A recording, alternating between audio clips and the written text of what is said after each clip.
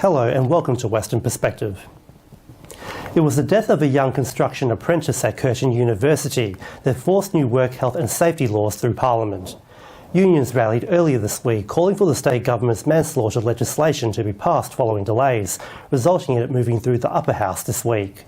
We talked to the unions about the laws and the impact they'll make across industries. The government's new work health and safety laws have just passed the upper house. This has been a long time coming, hasn't it? It's been a hell of a long time coming. What a fantastic result. Very, very sad, very emotional in respect to the people who have lost their lives over the years. I mean, we've been going at this now for some 12, 15 years. And I've seen governments come and go.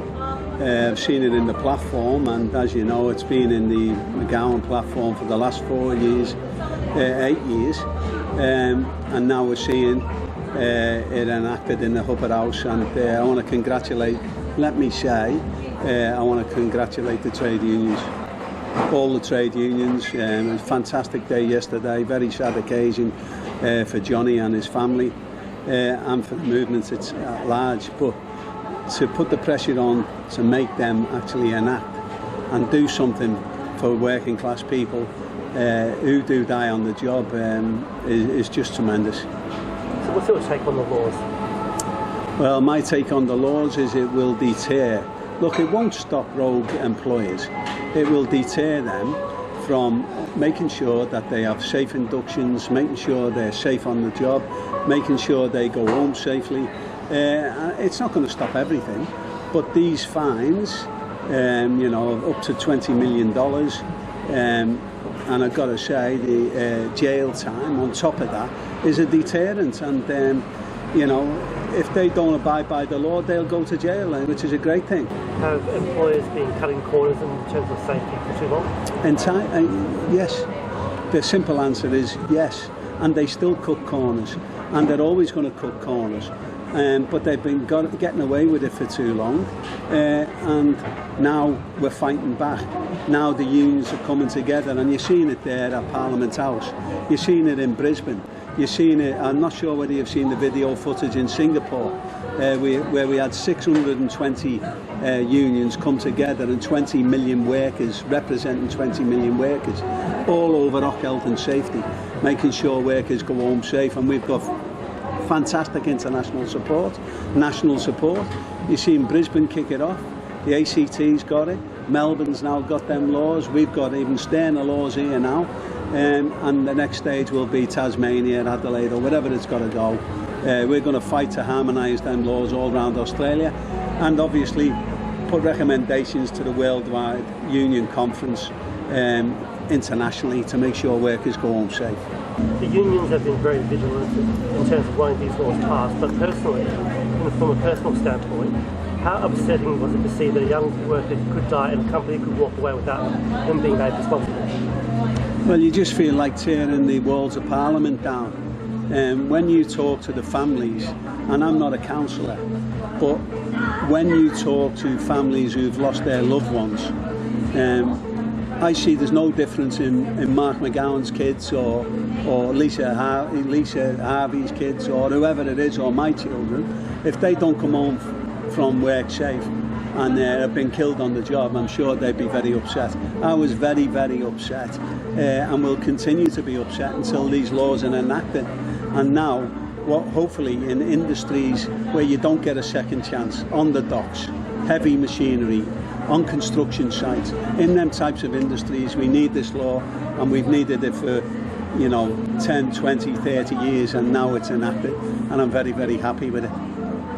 Do you see more businesses being more accountable and taking responsibility? Oh yeah, they're going to have to. I mean, these are not measly fines anymore. You're talking millions and millions of dollars and jail time for CEOs or managers who don't do the right thing. And as far as we're concerned, we're going to box on with them to make sure workers come home safe and enact that legislation. And now, the AMAWA's President, Dr. Andrew Miller, has this week's commentary on COVID-19. Hi, thanks for your time on what looks like a summary day today in Perth at least. Coronavirus is ripping through the world at the moment, about 10 million active cases around the world just now.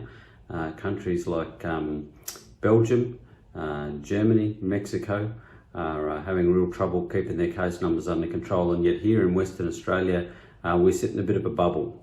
And this is uncharted territory, so it's really hard to know how to manage a bubble, particularly one where we seem to be getting complacent and have very few controls in our community. No one much is taking the 2 square metre rule seriously.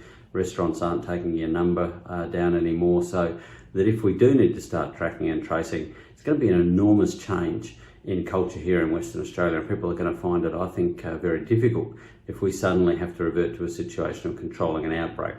So we need to get the community ready. One way to do that would be to impose some more restrictions whilst moving to a smarter border arrangement, which we've talked about before in terms of technology, in terms of transparency and understanding an appeals process for coming and going from the state. Also seeing some disturbing cracks appearing in hotel quarantine, in the way that cargo ships are handled, and in the preparedness of facilities in that Victoria this last week moved to a much higher PPE standard, now well ahead of that of the Commonwealth, and the Commonwealth's guidelines woefully inadequate to prevent airborne spread of this virus, which we think in particularly stagnant indoor conditions can lead to rapid spread of the virus. So we do need to get our health facilities properly audited and set up so that they're safe workplaces and our aged care homes and so on. A lot of that stuff that people are assuming is going on in the background, the government's sort of saying, yeah, don't worry, we're getting there. I think what we need now is someone independent to start looking at these places.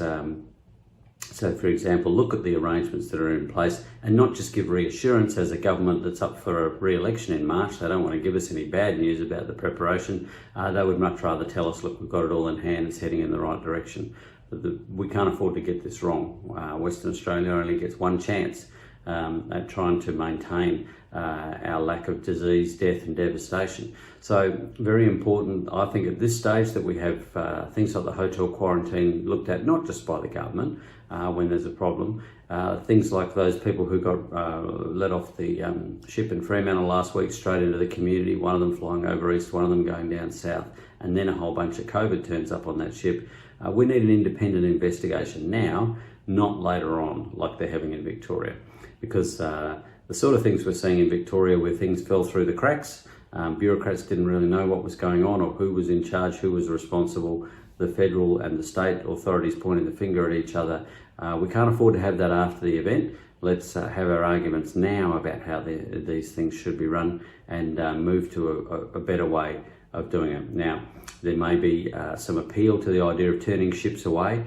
That's going to be very difficult in the long haul for Western Australia. We rely on these ships to bring us things and to take things away to keep our economy ticking over so that we don't have more hardship than we need to. But let's make no mistake, COVID's not over. We have to learn to keep our economy and our society running the way it is for the next 12 months at least, till we get a vaccine. I think we're looking towards the end of next year, most likely, before it's widespread around the world and we're not getting lots of cases turning up and we're sure that we've vaccinated our whole population. So let's proceed carefully, honestly and openly, and deal with the problem that we have, which is the response is being run by a government who wants to remain popular as possible, who wants to get as many votes as it can in March. But this is not a popularity contest right now. This is a health disaster that's unfolding around the world. So if that sounds like I'm a bit paranoid, well, yes, I am, because I don't think we're any different to any other place in the world apart from our isolation. So we need to be super careful, remain humble, stay agile, and let's get someone independent to take a look at what the government's doing and tell us, is it really up to scratch, or should we be listening to the people on the front line more? I think it's probably the latter. Thanks very much for your time. And that's all for this week. We'll be back with another episode of WP next time, but until then, it's back to you. Thank you, Nelson. And that's our weekly news and current affairs. We have the latest news on our website and social media pages. No matter where you're watching, we wish you good health and take care. Have a nice evening.